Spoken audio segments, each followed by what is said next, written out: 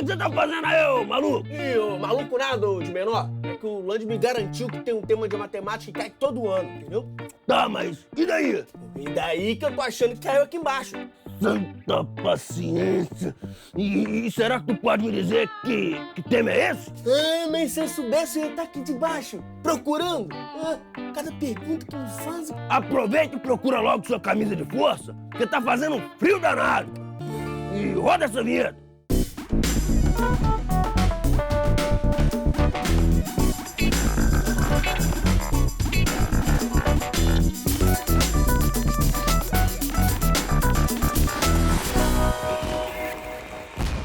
Hora do Enem no ar, hoje é dia de matemática. E para rever qualquer episódio anterior, é só acessar tvescola.org.br ou youtube.com/TV Escola. Aproveita e se inscreve. Bom, agora sim, vem pra cá, professor Gustavo Adolfo. Olha, Beca. Seja bem-vindo. Tranquilinho com você. Tudo bem, graças a Deus. Professor, a questão de hoje fala sobre juros, que é uma palavra que a gente está cansado de ver no dia a dia, né, professor? Mas e no Enem, como esse conteúdo é cobrado? Cara, ele pode ser cobrado tanto na base de juros simples quanto na base de juros compostos, que é o princípio básico aí de matemática financeira. No caso, né, como o Enem ele tenta contextualizar, né, mais de acordo com a nossa realidade, então, em geral, ele é cobrado mais juros compostos do que juros simples. Então, já que você tocou no assunto, professor, explica pra gente a diferença dos juros compostos. Vamos pro quadro, então. Bora!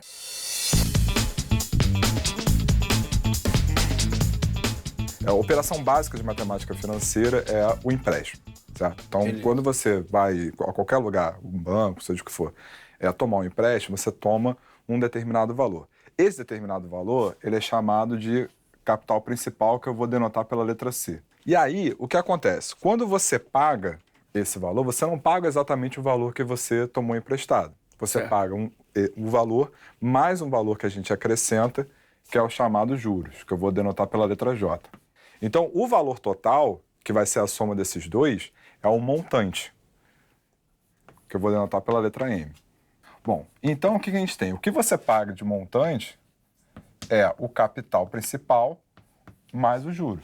Certo. Tranquilo? Então, por exemplo, digamos que você tenha tomado emprestado R$1.000 e, sei lá, 2 meses após você pagou de juro R$400. Então, significa que você pagou de montante 1.000 mais 400, que é igual a R$1.400. Isso aqui é calculado de acordo com uma certa taxa. A taxa que eu vou denotar pela letra I, que é a taxa de juros, ela é o que você pagou a mais sobre o valor que você tomou emprestado. Certo? Certo. Então, no caso do nosso exemplo aqui, o que a gente pagou a mais do que a gente tomou emprestado foi 400. Certo. Certo? E o que a gente tomou emprestado foi 1.000. Certo. Então, se a gente simplifica aqui, fica 40 sobre 100, onde esse 40 sobre 100, ele é 40%. Essa taxa aqui, ela é dita previamente. Então, quando você chegou para tomar emprestado, eu quero tomar emprestado R$1.000. Não, beleza. Então, você vai me pagar daqui a 2 meses numa taxa de 40%. Ele pode ser calculado de acordo com 2 regimes de capitalização, que é o que a gente chama de regime de capitalização, que é o regime sobre o qual esse valor é acrescido. Um deles é o regime de juros simples e o outro é o regime de juros compostos. Certo. Tranquilo? O regime de juros simples, a taxa ela é aplicada sempre em cima do valor que você tomou emprestado. Certo. Nos juros compostos, ela é aplicada sempre no seu saldo devedor. Então, de novo, vamos supor que a gente tenha tomado R$1.000, né? Então, tem aqui mês 0, então, regime de juros simples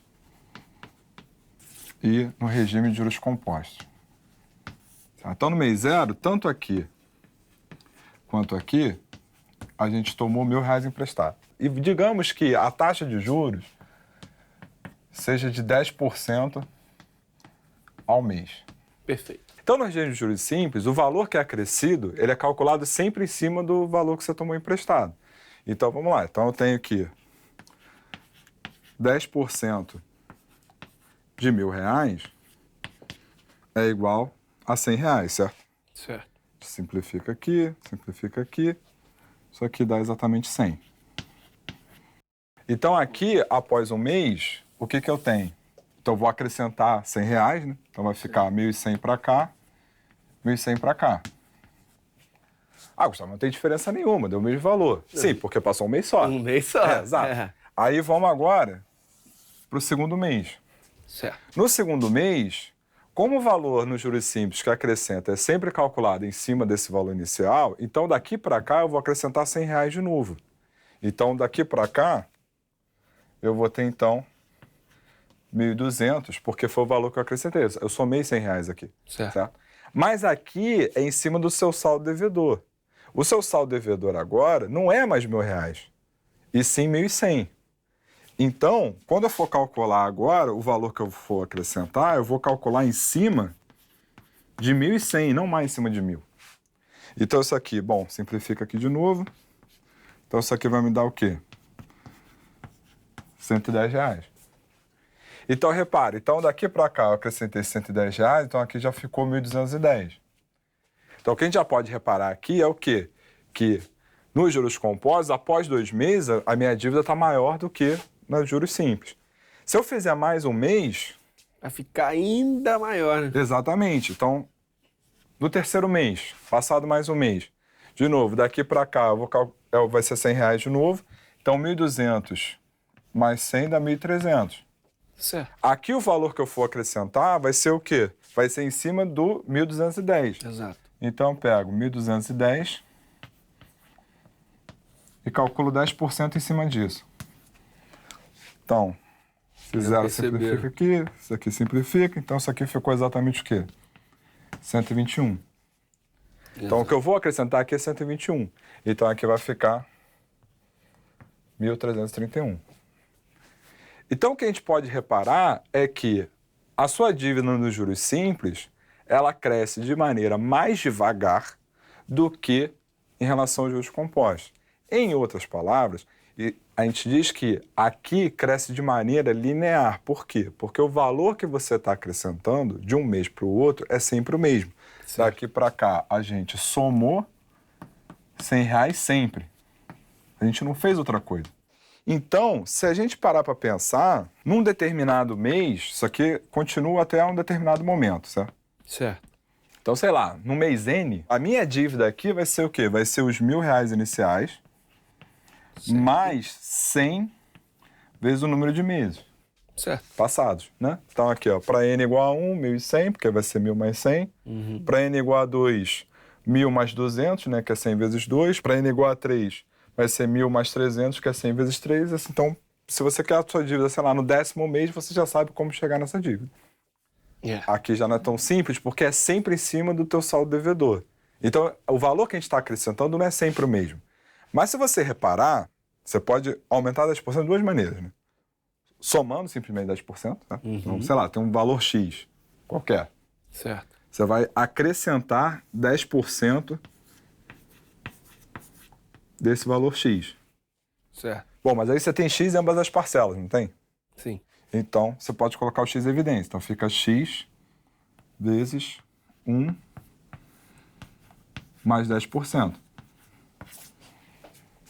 Só que 10% simplifica, fica 1 sobre 10 é 0,1. Então, isso aqui é X vezes 1 mais 0,1. E 1 mais 0,1 é 1,1. Certo. Então, acrescentar 10% em cima de um valor qualquer, que no caso aqui eu estou representando por X, é o mesmo que multiplicar por 1,1. Então, aqui, enquanto eu somava 100, aqui eu faço o quê? Daqui para cá, eu multipliquei por 1,1 ou 1,10, que é igual. Uhum. Aqui eu multipliquei por 1,10. Aqui eu multipliquei por 1,10 e assim sucessivamente. Certo. Então, no mesmo enésimo mês aqui, eu vou ter o quê? Eu vou ter... A minha dívida inicial era 1.000. E eu multipliquei por esse 1,10 N vezes. Só que 1,10 vezes 1,10 vezes 1,10 vezes 1,10 N vezes é a mesma coisa que 1,10 elevado a N. Certo. Então, fazendo um paralelo, Isso daqui é uma função do primeiro grau, por Sim. isso que a gente diz que isso aqui cresce linearmente. E isso daqui é uma função exponencial. É por isso que a gente diz que nos juros compostos a sua dívida cresce exponencialmente.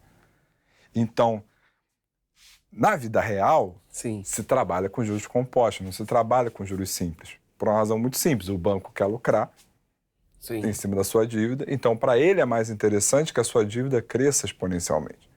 Ao mesmo tempo, se é você que está investindo, certo? Você também quer que o seu rendimento cresça exponencialmente, você não quer que o seu crescimento cresça linearmente. Sim. Entendeu?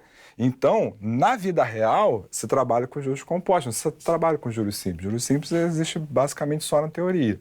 Então, a diferença básica de juros simples para juros compostos é o valor que você acrescenta, né, que é os juros, ele é calculado sempre em cima do valor que você tomou emprestado ou investiu, enquanto os juros compostos, o valor que é acrescentado, ele é sempre calculado em cima do seu saldo devedor ou do seu último rendimento.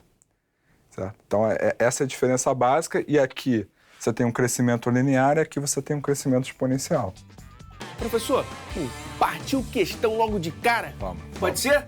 Então, já tá na tela aí, ó. Questão 137 do Enem de 2018, caderno azul, primeira aplicação. Tá contigo, professor. Um contrato de empréstimo prevê que, quando uma parcela é paga de forma antecipada, conceder-se-á uma redução de juros de acordo com o período de antecipação. Nesse caso, paga-se o valor presente, que é o valor naquele momento, de uma quantia que deveria ser paga em uma data futura. Um valor presente P submetido a juros compostos com taxa I, por um período de tempo N, produz um valor futuro V determinado pela fórmula V igual a P vezes 1 mais I elevado a N. Bom, em um contrato de empréstimo com 60 parcelas fixas mensais de R$ 820, a uma taxa de juros de 1,32% ao mês, junto com a 30ª parcela, será paga antecipadamente uma outra parcela, desde que o desconto seja superior a 25% do valor da parcela. Então, utilizando essas duas aproximações de 0,2877 para o LN de 4/3 e 0,0131 com aproximação para o LN de 1,0132, a primeira das parcelas que poderá ser antecipada junto com a 30ª vai ser qual? Já buguei, professor. Pois Já travei legal aqui. Como assim? Por onde eu começo? Então, vamos lá. O enunciado ele é extenso e ele é complexo. Sim. Certo? Então, vamos resumir os dados. Ele fala que o valor da parcela é o valor presente vezes 1 mais I elevado a N, onde N, no caso aqui, como ele está falando, que são 60 parcelas fixas mensais, esse N aqui está representado em mês. Então, no caso, são N meses, digamos. Sim. E esse I é a taxa que ele deu, que a taxa que ele deu foi de 1,32%. Certo. Tranquilo?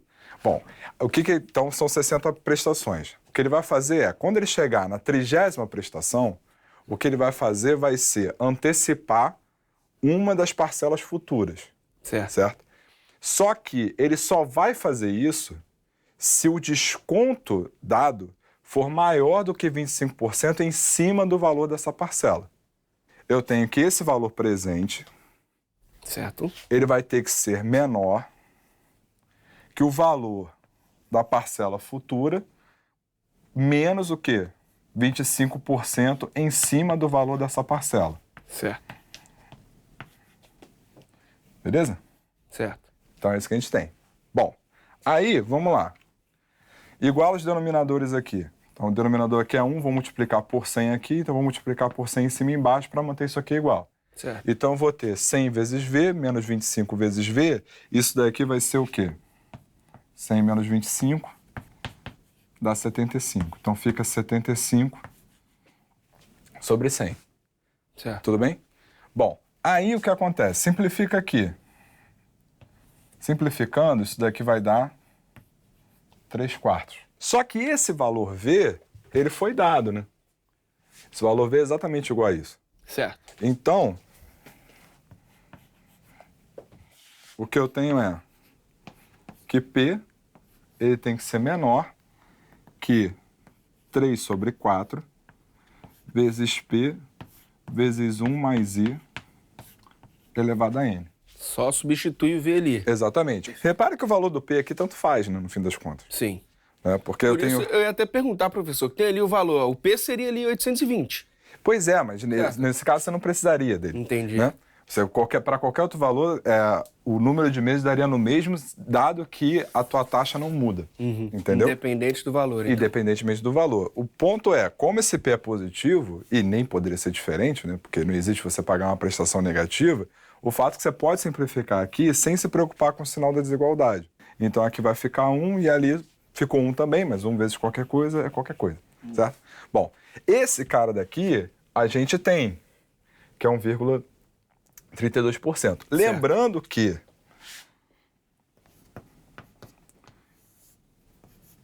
1,32%, qualquer coisa por cento é qualquer coisa sobre 100. Então eu tenho 1,32 sobre 100. Certo. E aí na divisão, né, por potências 10, você anda com a vírgula casas para a esquerda de acordo com o número de zeros. Certo. No caso aqui eu tenho 2 zeros, então eu vou andar com essa vírgula 2 casas para a esquerda. Perfeito. Então aqui vai ficar 0,0, né, porque andei uma, 132. Bom, então essa é a nossa taxa, né, já escrito aqui como forma decimal. Bom, substituindo aqui, isso aqui vai ficar 1 menor que 3/4 vezes 1 mais 0,0132 elevado a n. Bom, eu vou multiplicar por 4/3 dos dois lados. Mas por que você vai multiplicar por 4/3? Para esse 3/4 sumir daqui. É por isso que eu estou fazendo isso. Entendi. Entendeu? E aí o que acontece? Esse 4 simplifica com esse 4, esse 3 simplifica com esse 3. É o famoso passar para o outro lado. Entendi. Entendeu? Ele está multiplicando aqui, eu passei para o outro lado dividindo. Foi basicamente isso que eu fiz. Então, isso aqui ficou 4/3 menor que 1,0132 elevado a n. Beleza. Tudo bem? Tô Bom, acompanhando. então, só qual o problema disso aqui? Qual o problema, professor? O problema é que eu tenho, né, uma desigualdade de potências, né, porque isso aqui é uma potência, né, porque o meu expoente aqui é quem eu quero. Sim. Só que essa desigualdade de potências estão em bases diferentes, né? Porque a base dessa potência é 1,0132 e aqui a minha base é 4/3. Se você dividir 4 por 3, você não obtém 1,032.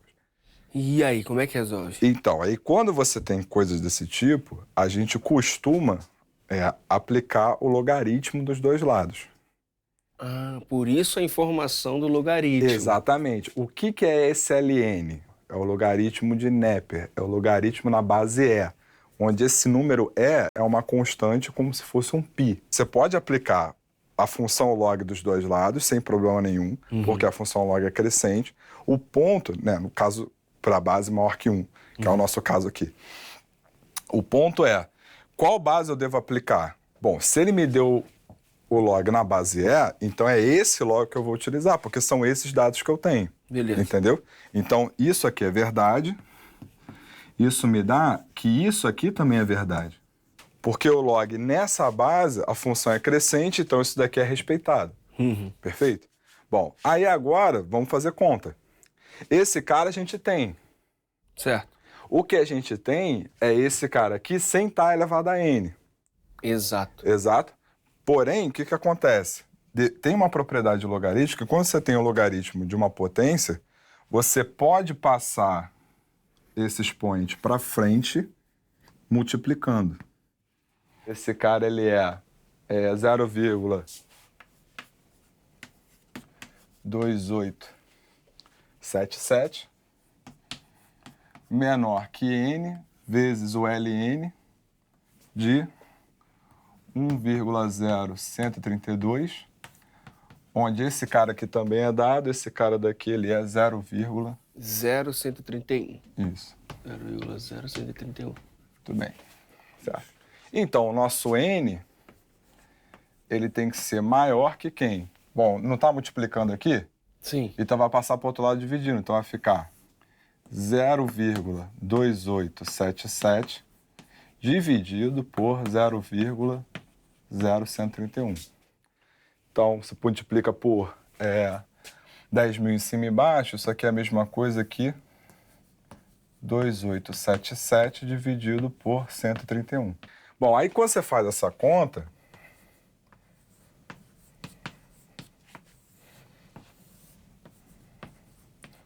Só que vai nos dar o quê? Bom, 2. Então, vai ficar 262. Então, o resto aqui vai me dar o quê? 5. 2, 25. Aí você desce o 7, certo? Certo. Aí isso dividido por isso, bom, 262 é maior, né? Então não vai dar. Então tem que ser por 1. Exato. Então isso aqui vai ficar menos 131, onde esse resto aqui vai ser o quê? Vai ser 126. Beleza. Então esse cara é menor que o meu divisor, então minha divisão acaba aqui, né? Eu não querendo me estender aí para os decimais. Uhum. O ponto aqui é que essa prestação, né? Esse número N, ele vai ter que ser maior, então, que a parte inteira aqui é 21, não é isso? Certo. No resto é 126? Sim. Então isso é 21 mais 126 sobre 131. Certo. Só que como N é número de parcelas, esse N tem que ser inteiro, né? É. Então é 21 mais alguém, que eu não sei quem é. Não estou me importando com isso. O que me importa é que esse cara tem que ser maior que 21 na prática. Sim. O primeiro cara maior que 21 é quem? 22. É 22. Então o nosso N vai ter que ser quem? O nosso N vai ter que ser o 22. Sim. Tá? Ou seja, eu estou na 30ª parcela e eu vou antecipar 22 parcelas que estão à frente. À frente. Então a parcela que eu vou antecipar é a 52ª. Uou. E aí o gabarito é a letra C.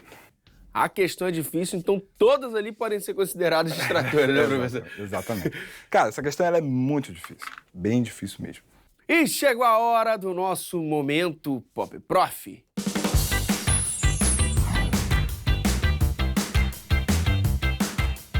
Professor, no programa de hoje falamos sobre juros e lógica.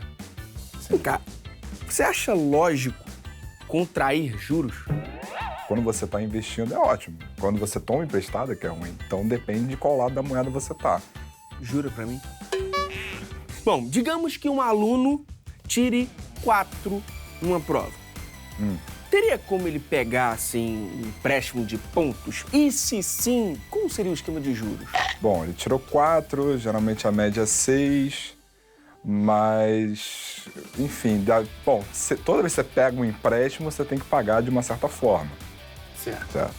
Então, até poderia, de repente, fazendo algum trabalho, alguma coisa. Agora pega esse empréstimo todo com juros e divide por 0. Quanto dá? Então, depende, né? Se a nota dele já fosse 0 e ele toma 0 emprestado, 0 sobre 0 é indeterminação, né? Você não tem como definir. Mas supondo que ele não tivesse com 0 e ele tenha conseguido algum valor emprestado, quando você divide por 0, essa operação não está definida, né? Seria como você consegue no máximo dividir por um número extremamente pequeno e aí esse quociente, né, essa divisão daria um número extremamente grande. Pois é. Então seria como se a nota dele, baseando aí pela nota, né, no contexto, seria como se a nota dele fosse pro infinito. Essa coisa de ser indeterminado, professor, não é preguiça de calcular? Não, é porque muitas vezes você calcula e você obtém valores diferentes dependendo da situação. Dependendo da situação. É Vem difícil. cá, matemática não é exata? Não tem nada de exato. Não, Essa é a mas maior não é balela que razão. existe de que matemática é exata. Se não tem nada de exato, então esse 4 pode virar 6, mole. Poder pode, mas tem que respeitar certas regras, né? entendi. Não é tão simples. E esse foi Gustavo Adolfo no nosso Momento Pop Prof. Para quem quer arrebentar em matemática financeira, professor, qual o conselho? Antes do aluno tentar procurar livros de matemática financeira diretamente, ele tem que primeiro estudar conceitos de função exponencial e progressão geométrica, que são conceitos pré-requisitos quando ele for pegar um livro de matemática financeira. Como a gente viu hoje, né, os juros compostos, né, o montante ele cresce de acordo com uma função exponencial. Então ele precisa ter um mínimo de noção de função exponencial para entender o que está acontecendo. Muitíssimo obrigado mesmo, cara. Valeu mesmo. Cara. Volte sempre, viu? Sempre você me chamar, estarei aqui. É de casa, isso aí. Bom, Hora do Enem fica por aqui, mas os seus estudos de matemática continuam. Basta acessar o percurso educativo em tvescola.org.br/percursos. Bons estudos e até amanhã.